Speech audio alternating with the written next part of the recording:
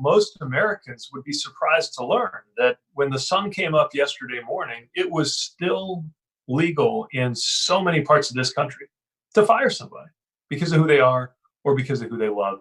This decision changes that. When you can't discriminate against somebody on the basis of sex, of course, that protects LGBTQ Americans. Now, I want to stress that this doesn't mean the struggle is over, just like full equality didn't come that day some 5 years ago when marriage equality became the law of the land. But it's a huge, huge step forward. I've always believed that values that are described as conservative should apply here. If family values matter, then they should include protecting a family like mine.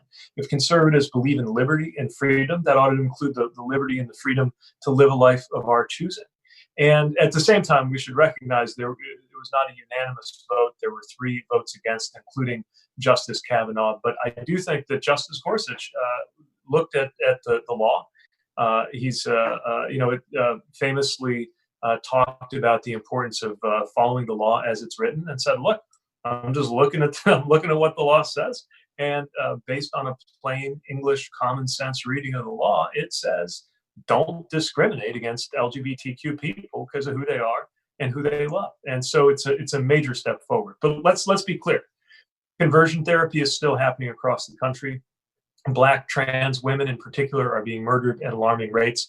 This administration continues to look for ways to disadvantage and threaten transgender and queer Americans. We got a long way to go, but no question that this represents a big step forward in our country. And a reminder that even though our country has shown just how deeply, deeply imperfect it is, it's also a country that's capable of change. And that should give us a refreshed sense of urgency as we look around at all the changes that have to